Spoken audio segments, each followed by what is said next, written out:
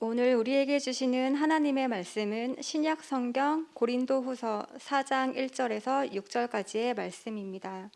이 계시의 말씀을 봉독할 때 살아계신 하나님의 음성을 들으실 수 있기를 바랍니다. 그러므로 우리가 이 직분을 받아 긍휼하심을 입은 대로 낙심하지 아니하고 이에 숨은 부끄러움의 일을 버리고 속임으로 행하지 아니하며 하나님의 말씀을 혼잡하게 하지 아니하고 오직 진리를 나타내므로 하나님 앞에서 각 사람의 양심에 대하여 스스로 추천하노라. 만일 우리의 복음이 가리었으면 망하는 자들에게 가리어진 것이라. 그 중에 이 세상의 신이 믿지 않은 자들의 마음을 혼미하게 하여 그리스도의 영광의 복음의 강체가 비치지 못하게 함이니 그리스도는 하나님의 형상이니라. 우리는 우리를 전파하는 것이 아니라 오직 그리스도 예수의 주되신 것과 또 예수를 위하여 우리가 너희에게 종된 것을 전파함이라. 어두운 데에 빛이 비치라 말씀하셨던 그 하나님께서 예수 그리스도의 얼굴에 있는 하나님의 영광을 아는 빛을 우리 마음에 비추셨느니라. 이 말씀은 살아계신 하나님의 말씀입니다. 아멘. 여러분 한 주간 평안하셨습니까? 네, 날씨가 많이 풀렸습니다. 봄이 성큼 다가온 것 같습니다. 오늘 예배를 마치고 나가실 때 빨리 집에 가지 마시고 가벼운 마음으로 산책을 하면서 돌아가시면 좋을 것 같습니다. 오늘 우리 예배 가운데 따뜻한 주님의 은혜와 평강이 함께하기를 간절히 바라고 또 축복합니다. 지난 베이징 동계올림픽은 황당한 편파 판정으로 큰 논란이 있었습니다. 우리 선수들도 큰 피해를 입었습니다. 쇼트트랙 남자 1000m 준결승전에서 황대현, 이준서 선수는 황당한 판정으로 실격 처리되었습니다. 분명히 준결승전에서 저 1위로 들어왔지만은 결승전에 오르질 못하였습니다. 어린 선수들이 이러한 편파 판정을 인해서 마음이 많이 상하였을 것 같습니다. 낙심할 수 있는 그러한 상황이었습니다. 그러나 놀랍게도 황대현 선수는 어린 선수답지 아니하게 아주 담담하게 반응하였습니다. 자신의 SNS에 미국 프로 롱구 스타 마이클 조던의 말을 올려서 큰 화제가 되었죠. 자신의 그 답답한 심경을 마이클 조던의 말로 대신하였습니다. 이런 글을 올렸습니다. 장애물이 반드시 나를 멈추게 하는 것이 아니다. 벽을 만나면 돌아가거나 포기하지 말아라. 어떻게 그 벽을 오를지 해결책을 찾아보고 그 벽을 이겨내라. 편파 판정이 있지만 내가 맞서리라 하는 그 뜻을 담아서 이렇게 글을 올렸습니다. 우리는 인생을 살다 보면 실망하고 낙심할 상황이 참 많이 있습니다. 만일 실망하고 낙심될 때 그때마다 우리가 포기하고 돌아선다면 우리는 영원히 패배자로 남을 것입니다. 그러나 용기를 내어서 다시 시작한다면 우리가 좀 더 성숙하고 성장하게 될 줄 믿습니다. 이번 베이징 올림픽에서 우리 어린 선수들은 위기를 더 좋은 기회로 삼은 성숙한 모습을 보여주었습니다. 우리 선수들은 마음의 상처를 입었습니다. 편파 판정으로 4년간 열심히 준비한 모든 것이 물거품이 되는 그러한 상을 맞이하였습니다. 남은 경기에서 실력으로 편파 판정을 극복하고 남녀 1500m와 또 남녀 계주 3000m, 5000m에서 금메달과 은메달을 차지를 하였습니다. 그래서 실추된 명예를 되찾고 올림픽 정신을 보여주는 영광의 주인공이 되었습니다. 우리 선수들의 멘탈이 보통이 아닌 것 같습니다. 멘탈이 약하면, 심장이 작으면 이런 일 맞으면 화내고 또 분노하고 그래서 경기력을 잃을 터인데 우리 선수들은 아주 침착하게 경기를 하였습니다. 최민정 선수는 이제 코너를 놓을 때 선수들이 바닥에 손을 대지 않습니까? 그것을 문제 삼자 아예 손을 대지 아니하고 뒷짐을 주고 이렇게 코너를 돌았습니다. 또 황대현 선수는 인코스로 상대방을 추월하자 진로 방해라고 또 문제를 삼자 아예 아웃코스로 또 선수를 추월하였습니다.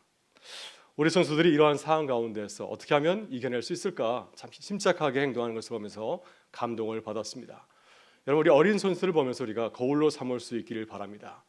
어려운 일이 생길 때, 낙심한 일이 생길 때 믿음으로 기도하면서 성숙한 모습을 보여주는 우리 성도님들과 또 교회가 될 수 있기를 간절히 바랍니다. 오늘 본문에서 사도 바울도 개인적으로 어려운 일을 만났습니다.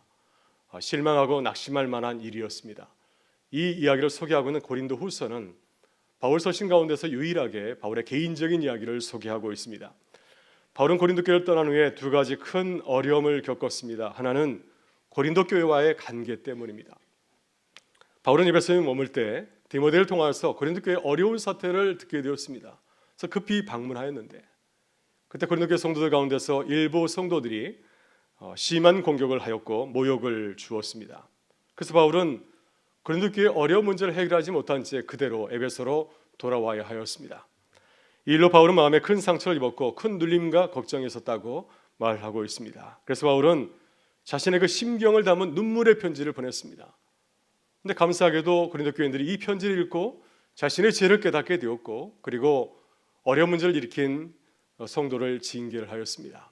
이 소식을 디도를 통해서 듣고 바울은 마음이 많이 풀리게 되었고요. 그래서 다시 편지를 보내서 고린도 교회를 위로하고 격려해 주었습니다. 바울을 힘들게 한 또 다른 문제는 바로 바울을 공격한 적대자들의 비난과 비방 때문이었습니다. 이들은 내부에서 고린도 교회에 들어온 자들이었습니다. 그들은 유대 그리스도인이었습니다. 팔레스타인 출신 유대 그리스도인이었습니다. 예루살렘 교회에서 보낸 추천장을 가지고서 권위를 내세우고 교회에 군림하려고 했습니다. 그들은 자칭 큰 사도였습니다.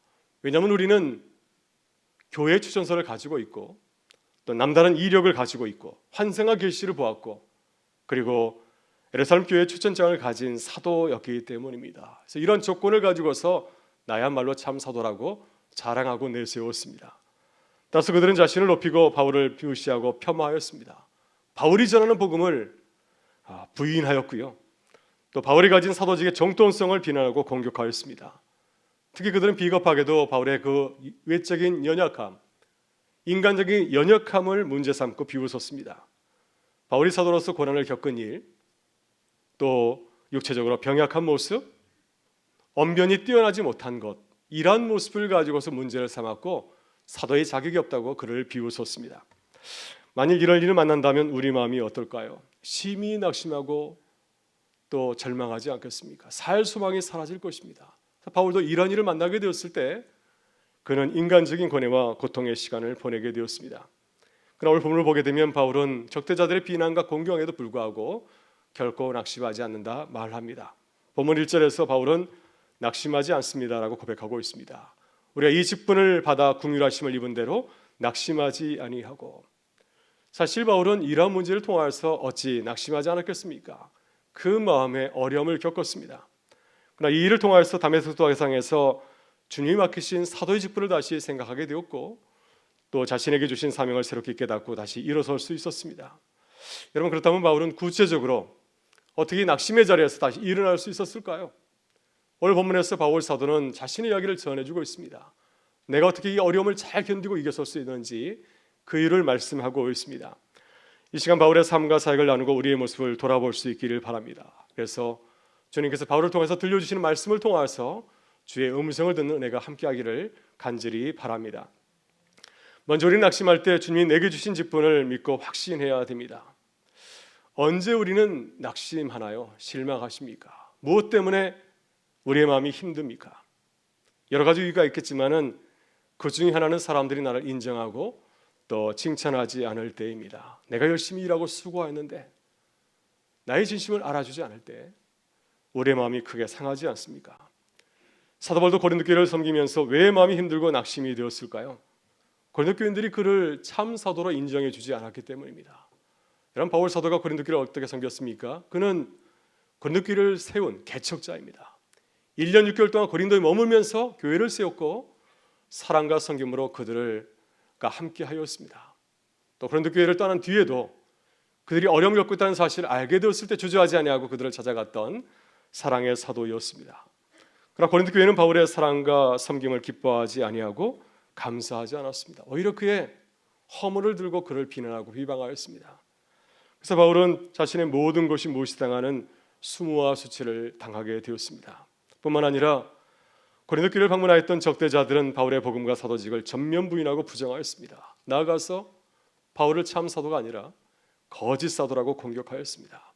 따라서 바울은 모든 것을 다 잊게 되었습니다. 자신의 사역, 자신의 인격 다 무시되고 그가 존중하였던 생명처럼 여겼던 사도의 권위와 명예도 실추가 되었습니다. 그가 사랑을 섬겼던 고린도 교인들도 거짓 사도와 함께 어울려서 그를 거짓 사도라고 불렀습니다. 여러분, 바울은 어떻게 살아왔나요? 무엇을 가장 최고로 여기며 살아왔습니까? 바울은 사도의 명예로 살아가는 사람이었습니다. 사도로 살아가는 것이 그의 가장 큰 기쁨이고 또 감사였습니다. 그런데 사도의 정체성과 자존감이 여지없이 무너지는 경험을 하였습니다. 고린도서 1장 7절에서 바울 사도는 솔직하게 자신의 심경을 소개하였습니다. 나의 모든 것이 사라지고 살 소망이 사라졌다고 고백을 합니다. 사도로서 자신의 존재가 무시당할 때 모든 것을 포기하고 죽고 싶은 마음을 느꼈다고 하는 겁니다. 그런데 어떻게 바울이 마음을 추스리고 더 이상 낙심하지 않게 되었을까요? 어떻게 우리도 낙심의 자리에서 다시 일어설 수 있을까요?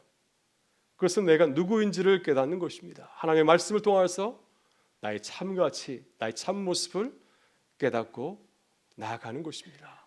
내가 누구인지를 바로 알게 될 때 우리는 실망하거나 낙심하지 아니하고 오히려 기뻐하고 감사할 수 있는 줄 믿습니다. 오늘 본문 1절에서 바울 사도는 다시 낙심하지 않는 이유를 솔직하게 고백합니다. 그러므로 우리가 이 직분을 받아 궁휼하심을 입은 대로 낙심하지 아니하고, 이 말씀이 조금 어렵게 되어 있는 것 같아요. 북한 성경을 보게 되면은 이 말씀을 보다 분명하게 잘 번역하고 있습니다. 북한 성경은 이렇게 되어 있습니다. 그러므로 하나님의 자비를 입어 이 직분을 가지게 된 우리는 결코 낙심하지 않는다. 여러분, 그렇습니다. 바울이 낙심하지 않은 이유는 무엇인가요? 하나님께서 이 직분을 내게 주셨기 때문입니다. 내가 잘나서 받은 것이 아니라 하나님의 은혜와 긍휼로 이 직분을 받은 것입니다. 도저히 감당할 수 없는데 주님께서 내게 가분한 은혜를 부어주신 것입니다. 이 사실을 깨달았기 때문에 바울 사도는 다시 낙심하지 아니하고 정말 기쁘고 감사한 마음을 되찾게 된 것입니다. 여러분, 그렇습니다. 바울이 힘들고 어려웠던 이유는 무엇인가요? 사람들이 그를 무시하고 인정해 주지 않았기 때문이죠. 그를 무시하고 비난하고 비방했기 때문이고, 또 그가 사람들의 말을 귀를 기울이고 그들에게 인정을 받으려고 하였기 때문에, 그들의 말 때문에, 그들의 생각 때문에 크게 낙심한 것입니다. 그러나 바울은 사람들에게서 눈을 돌려서 하나님을 바라보게 되었을 때 그가 잠시 잊고 있었던 놀라운 사실을 깨닫게 되었습니다. 나는 누구인가요? 사람들은 나를 향해서 비방하고 비난하지만 나는 누구인가요? 나는 하나님의 부르심을 받은 자였습니다. 하나님께서 나를 위해서 친히 다메섹 도상에서 나타나셔서 나를 이방인의 사도로 부르시는 영광을 입게 되었습니다. 그래서 그는 이제 사람을 위해 사는 것이 아니라, 세상을 위해 살아가는 것이 아니라 하나님을 위해서 살아가는 사도로 부름을 받았습니다. 이 얼마나 감격스러운 일인가요? 사람들은 나를 비난할지 모르지만 하나님의 눈을 바라보게 되면 나는 얼마나 놀라운 은혜를 입은 자인지 모릅니다. 바로 이 놀라운 은혜를 깨닫고 고백하였습니다. 내 모습은 질그릇 같지만 내 안에는 보아이신 예수님이 있다고 그는 고백합니다. 고린도서 1장 4장 7절에서 이렇게 말씀합니다. 우리가 이 보배를 질그릇에 가졌으니 이는 심히 큰 능력은 하나님께 있고 우리에게 있지 아니함을 알게 하려 함이라. 여러분, 그렇습니다. 우리는 사람들에게 상처를 받았을 때 눈을 돌려서 하나님을 바라보아야 됩니다. 하나님도 우리를 비난하실까요? 우리를 책망하시겠습니까? 아닙니다. 하나님은 그런 분이 아니시죠. 사람들은 외모를 보지만 하나님은 나의 중심을 보시는 분이십니다. 나의 뜨거운 열심, 열정을 보시는 분이십니다. 그리고 우리를 사랑하고 축복하시는 분이시고요. 또 나를 통하여서, 부족한 나를 통해서 주님이 아름다운 일을 시작하시고 이루어가시는 줄을 믿습니다. 그분은 나를 부를 때마다 함께 하시는 것이 아니라 나를 부르신 이에 영원토록 함께 하시는 임마누엘의 하나님이신 줄 믿습니다. 이 놀라운 사실을 깨달을 때 우리는 다시 낙심할 자리에서 일어날 수 있는 줄 믿습니다. 다시 기쁜 마음으로 주께서 내게 당부하신 일을 감당할 수 있는 줄 믿습니다. 여러분, 주님께서 우리를 부르시고 우리에게 귀한 직분을 주신 사실을 믿고 확신하실 수 있기를 바랍니다. 그래서 다시 주님을 바라보면서 기뻐하고 감사하는 삶을 회복할 수 있기를 주의 이름으로 축원합니다. 다음으로 우리는 낙심할 때 주님 내게 주신 사역을 기뻐해야 됩니다. 언제 우리는 주의를 하면서 마음이 흔들리고 낙심이 드나요? 우리가 열심히 주의를 하다가 다른 사람과 나를 비교하게 될 때 마음이 흔들리는 것을 경험하지 않습니까? 여러분, 사탄이 우리를 넘어뜨리는 좋은 방법이 있습니다. 그것은 나를 다른 사람과 비교하는 것입니다. 내 모습을 다른 사람과 비교하면서 내가 낫다고 생각하게 되면 어떻게 되나요? 우리는 우쭐거리지 않습니까? 내가 당신보다 낫지 하면서 우쭐거립니다. 그러나 내 모습이 상대방보다 못하다고 생각하게 되면 우리는 스스로 우리의 모습을 부끄럽게 여깁니다. 여러분, 사탄이 이 방법을 우리가 사용하게 되면 어떻게 되나요? 우리는 금방이라도 넘어질 수밖에 없는 연약한 존재입니다. 사도 바울도 고린도 교회를 섬기다가 갑자기 낙심한 이유가 무엇일까요? 고린도 교회 성도들이 그를 고린도 교회에 들어온 다른 사도와 그를 비교하였기 때문이죠. 그들은 바울이 다른 사도와 못한 점을 나열하였습니다. 바울은 예루살렘 교회가 파송한 추천서가 없습니다. 자비량 선교사였어요. 그는 가는 곳마다 사람들의 환영을 받고 교회를 잘 세운 것이 아니라 많은 고난과 박해를 받았습니다. 사람들에게 돌세를 받고 쫓겨난 적도 많았습니다. 몸은 어떻습니까? 건강하였나요? 그렇지 않았습니다. 만성적인 질병이 있었고요. 또 사람들에게 언변이 좋았습니까? 말씀을 잘 전하지 못하였습니다. 시원찮았습니다. 그에 비해서 고린도 교회를 방문한 적대자들, 바울의 경쟁자들은 어떠했나요? 사람들이 좋아하는 장점을 가지고 있었습니다. 그들은 예루살렘 교회가 보낸 추천서를 가지고 있었고요. 또 그들은 영적인 환상과 계시를 보고 또한 자랑하였습니다. 말도 청선유수였습니다. 얼마나 말씀을 그리 잘하는지 몰랐습니다. 몸도 건강하였습니다. 바울보다 좋은 조건을 다 가지고 있었습니다. 그래서 그들과 나의 모습을 비교하게 될 때 바울은 스스로 낙심하고 또 넘어질 수밖에 없었습니다. 그러나 이러한 상황 가운데서 바울은 낙심하지 않습니다. 왜냐하면 하나님께서 그의 눈을 열어주셔서 그의 장점, 그의 좋은 장점을 보게 하였기 때문입니다. 하나님의 눈을 바라보니 바울은 정말 귀한 사역자였습니다. 왜냐하면 그는 사람을 기쁘시게 하는 사역자가 아니라 하나님을 기쁘시게 하는 참 사역자였기 때문이죠. 사람들을 기쁘게 하려고 말씀을 전하는 자가 아니었습니다. 하나님의 말씀을 있는 그대로 순전하게 전하기 위해서 애쓰는 순수한 복음 전도자였습니다. 따라서 바울은 다른 어떤 사역자들과 비교할 수 없는 참 귀한 사도였습니다. 본문 2절을 보게 되면 바울 사도는 자신의 이러한 모습을 발견하고 자신의 사역을 솔직하게 고백합니다. 2절의 말씀입니다. 이에 숨은 부끄러움의 일을 버리고 속임으로 행하지 아니하며 하나님의 말씀을 혼잡하게 하지 아니하고 오직 진리를 나타내므로 하나님 앞에서 각 사람의 영심에 대하여 스스로 추천하노라. 북한 성경은 2절 말씀은 보다시피 우리에게 잘 전해주고 있습니다. 오히려 우리는 부끄럽고 은밀한 일들을 끊어버렸으니 속임수를 쓰거나 하나님의 말씀을 고려치 않고 오직 진리를 명백하게 드러내어 하나님 앞에서 모든 사람의 양심을 위해 우리 자신을 그대로 보여준다. 그래서 나의 참된 모습은 무엇인가? 비록 사람들이 볼 때에는 연약한 모습을 가지고 있지만 나는 주를 위해서 최선을 다하는 좋은 사역자라는 사실을 깨닫게 된 것입니다. 바울은 이렇게 다른 사람들과 비교를 통하여서 하나님이 내게 주신 은혜를 깨달았습니다. 그래서 바울은 내가 가지고 있는 약점, 사람들이 비난하는 그 모습을 바라보면서 부끄러워하는 것이 아니라 오히려 기뻐하고 감사하고 있습니다. 사실 지금까지는 자신의 연약한 점, 약점, 고난당한 것들 이런 것을 수치라고 생각하여서 가급적 언급을 하려고 하지 않았습니다. 그러나 믿음의 눈으로 바라보니 전혀 그렇지 않습니다. 오히려 그것은 정반대이죠. 내가 가지고 있는 연약한 모습, 내가 고난을 받은 것은 하나님께서 내게 주신 은혜요, 내 안에서 하나님께서 일하시는 증거라는 사실을 깨닫게 되었습니다.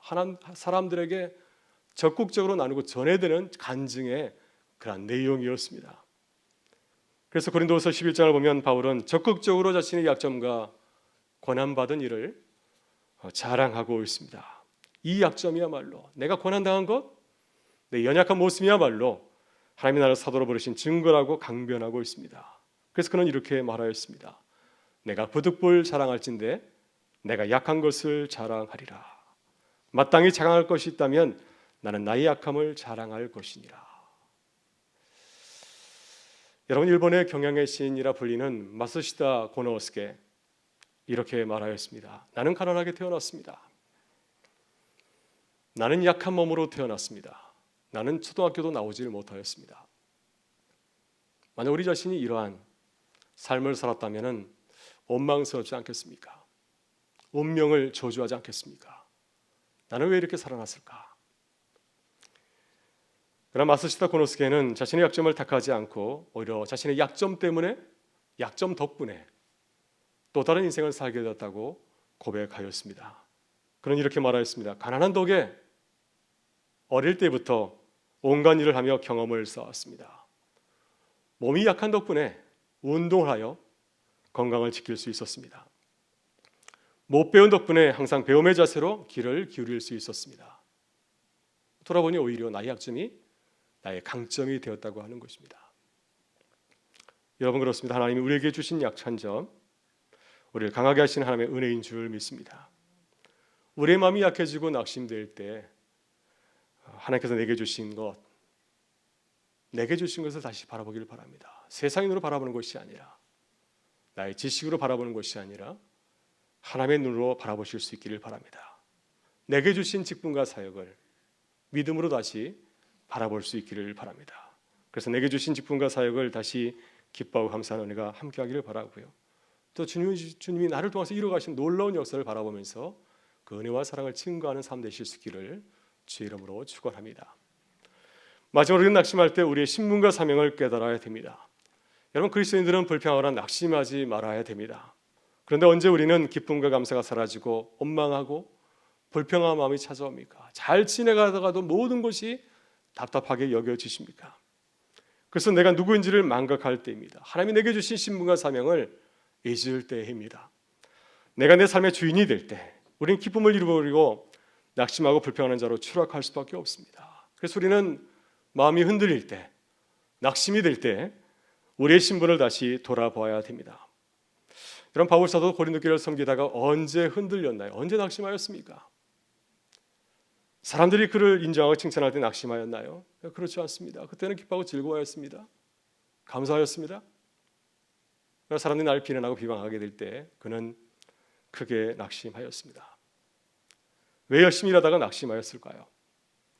그것은 바울이 자신의 신비함과 사명을 잠시 잊고 망각하였기 때문입니다. 내가 누구인지를 망각하였기 때문에 그는 낙심하고 또 마음의 고충을 갖게 된 것이죠. 여러분, 그는 고린도 교회에서 어떤 신분으로 일하였습니까? 그는 예수 그리스도의 사도의 신분으로 고린도 교회를 방문하였고 그들을 위해서 일하였습니다. 고린도 교회 편지를 보내면서 바울 사도는 자신의 신분을 솔직하게 고백하고 있습니다. 고린도서 1장 1절에서 그는 이렇게 말하였습니다. 하나님의 뜻으로 말미암아 그리스도 예수의 사도된 바울과 형제 디모데는 고린도에 있는 하나님의 교회와 온 가야와에 있는 모든 성도들에게 문안하노라. 바울이 너에게 문안하는 것이 아니라 그리스도의 사도된 내가 여러분에게 문안합니다. 자신은 그리스도의 사도라고 분명히 밝히고 있습니다. 따라서 바울은 누구를 위해서 일하는 사람인가요? 자신을 위해서 일하는 사람이 아니라 예수 그리스도를 위해서 일하는 사도에 불과합니다. 그는 청직입니다. 주인이 아니라 청직입니다. 고린도께서 주를 위해서 일하는 청직에 불과합니다. 따라서 그를 평가하고 또 칭찬할 대상은 누구인가요? 고린도교 성도들인가요? 그렇지 않습니다. 그를 평가할 사람은 바로 예수 그리스도. 모든 평가는 주님에게 달린 것이죠. 사람들의 평가는 중요하지 않습니다. 사람들은 그를 칭찬할 수도 있고 비난할 수도 있지만 그것은 나에게 별로 중요한 것이 아니죠. 중요한 것은 무엇입니까? 주님이 나를 어떻게 평가하는가, 이것이 아니겠습니까? 내가 할 일은 무엇일까요? 나는 청직이며 내게 주신 사명을 내가 순전하게 성실하게 해내는 것, 이것이 바울이 걸어가야 되는 삶의 모습인 줄 믿습니다. 그런데 바울은 종의 신분을 망각하고 주인이 되어서 영광을 받으려고 하였습니다. 사람들이 칭찬할 때, 또 사람들이 비난하고 비방할 때 마음이 흔들렸습니다. 주님이 받을 영광을 내가 받으려고 하였고 주님이 받을 비난과 책망을 내가 주제넘게 받으려고 하였습니다. 그러나 바울은 주님이 내게 주신 신분과 사명을 다시 깨닫게 될 때 다시 마음의 평정을 되찾게 되었습니다. 내가 누구인지를 알게 된 것이죠. 그래서 오늘 본문 5절에서 바울 사도는 하나님이 내게 주신 신분과 사명을 깨닫고 솔직하게 자신을 다시 소개하고 있습니다. 북한성경 바울의 겸손한 고백을 이렇게 전하고 있습니다. 그러므로 우리는 우리 자신이 아니라 예수 그리스도를 주로 선포하며 우리 자신을 예수를 위한 너희의 종으로 선포한다. 우리는 감정 있는 사람이기 때문에 얼마든지 넘어질 수 있습니다. 흔들릴 수 있습니다. 사람들이 칭찬할 때 좋아하고 사람들이 비난하고 비방할 때는 마음이 아프죠. 우리는 감정이 있기 때문에 그럴 수 있습니다. 그러나 예수 그리스도의 종으로 부르심을 받은 우리의 신분과 사명을 기억하고 깨달을 때 우리는 낙심하지 않을 줄 믿습니다. 1981년 12월 마지막 주일, 청량리 중앙교회를 23년간 섬긴 임택진 목사님은 모든 사역을 마치고 은퇴하시면서 짧지만 감동적인 은퇴사를 전해 주었습니다. 명한대로 행하였다고 종에게 살해하겠느냐? 우리는 무익한 종이라 우리의 하여야 할 일을 한 것뿐이라 할지니라. 목사님은 누가복음 11장 9절과 10절의 말씀을 암송하신 후에 짧게 말씀하였습니다. 무익한 종은 물러갑니다. 그동안 감사했습니다. 여러분, 우리는 누구인가요? 우리는 예수 그리스도의 종입니다. 우리는 주를 위해서 일하는 청지기에 불과합니다. 주를 위해서 일을 하다 보면은 실망스러운 일, 낙심할 일이 생기죠. 고난과 박해 그리고 죽음도 당할 수 있습니다. 그러나 우리가 낙심하지 않는 것은 우리는 그분의 종이요 또 그분의 영광을 위해서 살기 때문입니다. 내가 열심히 살다 보면 이런 일 저런 일 만날 수 있는 거죠. 그러나 이것은 내 일이 아니라 주의 일입니다. 주의 일을 하면서 우리가 만나는 일일 뿐이죠. 오늘 주님이 우리의 상한 마음, 주를 위해서 열심히 일하다가 우리의 마음의 상한 마음, 우리의 상한 마음을 위로해 주시기를 바랍니다. 주님 우리에게 주신 은혜를 깨닫는 기쁨이 함께할 수 있기를 간절히 바랍니다. 그리고 나를 통하여 이루가시는 하나님의 나를 바라보면서 기대하고 기도하는 우리의 삶이 될 수 있기를 바랍니다. 주님께서 우리의 삶을 새롭게 하셔서 담대하게 거침없이 주님을 바라보면서 걸어가는 교회와 성도 되실 수 있기를 주의 이름으로 축원합니다.